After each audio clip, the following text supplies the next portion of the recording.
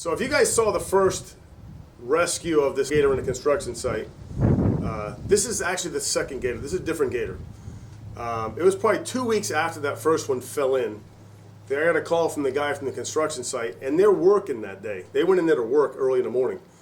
And he called me and said, hey, there's a gator in here again. It wasn't the weekend, like, hey, we can let it sit till Monday till we figure this thing out.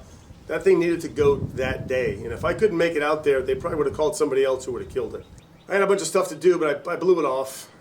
Called Gabby to come help me again. She couldn't make it. So I called Kevin. Kevin's kind of the fill-in guy at Holiday Park. If somebody can't make it there that day to do the presentations, Kevin's the fill-in guy. He's also one of the python trappers as well. Shout out to my camera guy for the day. Yeah. So I called him to come, and he said, yeah, he'd come and whatever. But when we got out there, I realized he didn't have his alligator recreational trapping license, which means he can't really help me.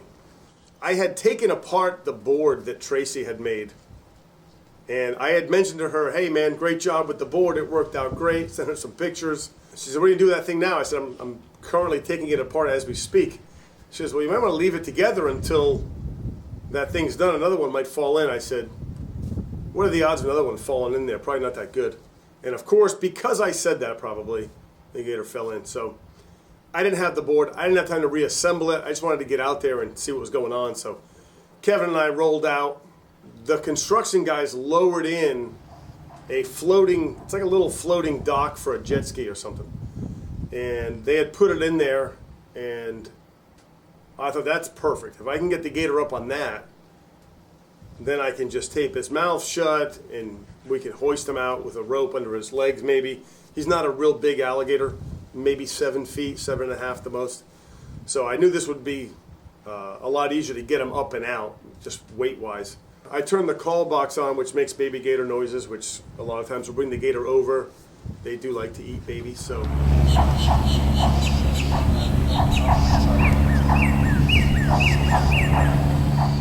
Didn't have any effect on him. He could care less about baby alligators at that point. He was not thinking about eating anything at that time.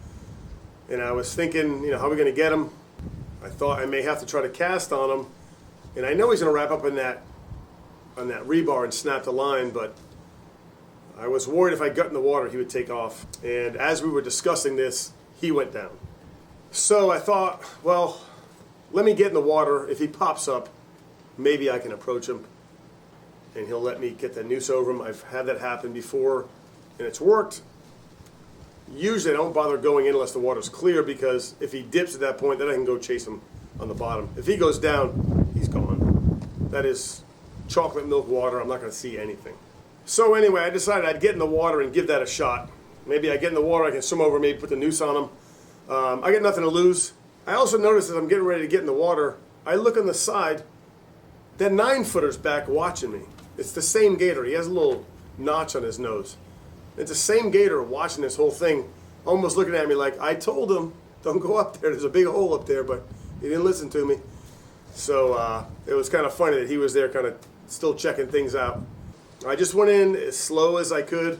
I eased in, didn't want to rush him and scare him. Just kind of drifted in. I try not to make eye contact, kind of look off to the side a little bit.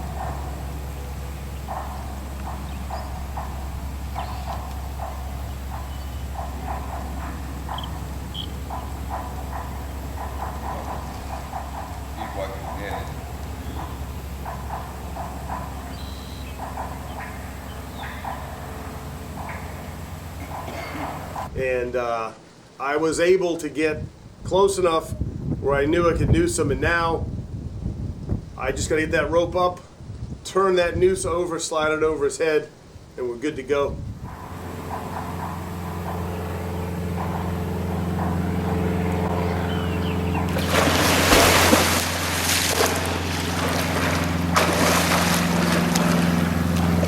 So I got the noose up, and I don't know why they don't freak out. Maybe it's kind of like, you know, when they're walking along, the shallow water sticks will pop up, or you might have grass in the wind that'll pop up. So I guess they're used to seeing things pop up around them.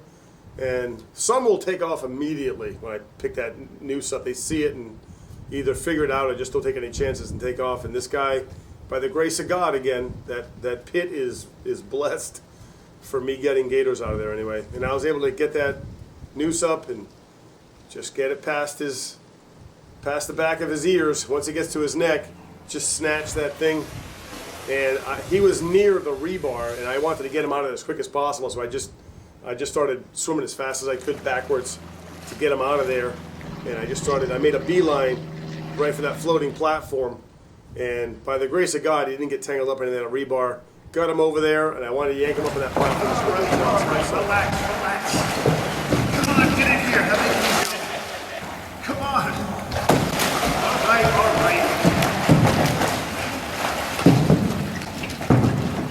Look at that. No, we don't.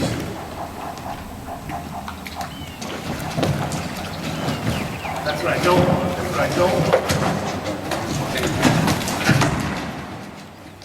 I was able to get him up, get him turned around, get in his back. Went to grab the tape was gone. One of the construction workers told me he slapped it in with his tail. Got me another roll, thankfully. And I was able to tape him up. I thought about putting a rope around his legs and then carrying him over to the side and having Kevin maybe pull him up.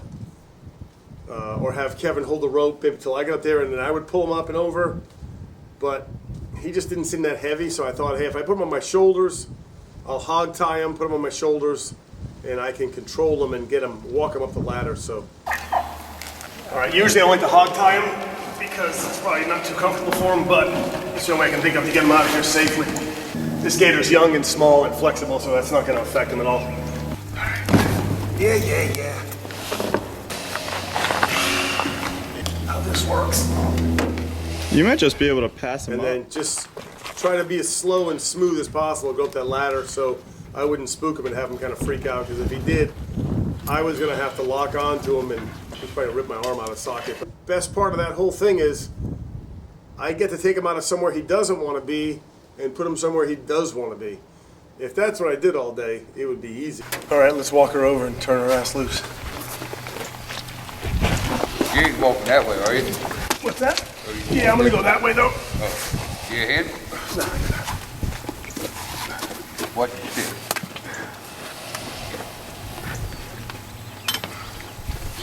Do you carry his stuff with you? No, I'll come back and get it.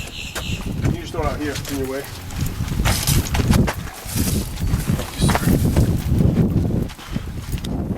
As much of a pain in the ass as that was, I get to turn it loose, so it's pretty cool. I never get to do that. I always gotta keep him in captivity, so this is kind of nice. It's worth the hassle, to be honest with you. You know, I always say I work, 40, 30, 50, 60 hours sometimes a week for free. I don't work for free. I work for negative money. It costs money in gas, it costs money in equipment, it costs money in all kinds of stuff, these things. But for this one, this is totally worth it. Again, you take a gator from an area he doesn't want to be in and put him in an area he does want to be in, back where he belongs. And that's the best case scenario. So that, again, I'm not saying I'm glad he fell in, but it's nice to have that kind of an outcome. So that was definitely a good day. Yeah, it's so weird getting to release them in the wild. Usually I only get to release a little 4-footer, so it's kind of cool. I wish we would release them all out here, but there'd be 1,000 alligators out here right now. To be honest, they'd live twice as long in captivity, usually close to it anyway. So you'd probably rather be in there once they get used to it. Institutionalized, you know what I'm saying? But you can't put a price on that stuff. I feel you, girl. I feel you. right, girl. All right, girl. I'm assuming you're a girl. I should probably check, right? I mean, after all we've been through. No, you're a dude.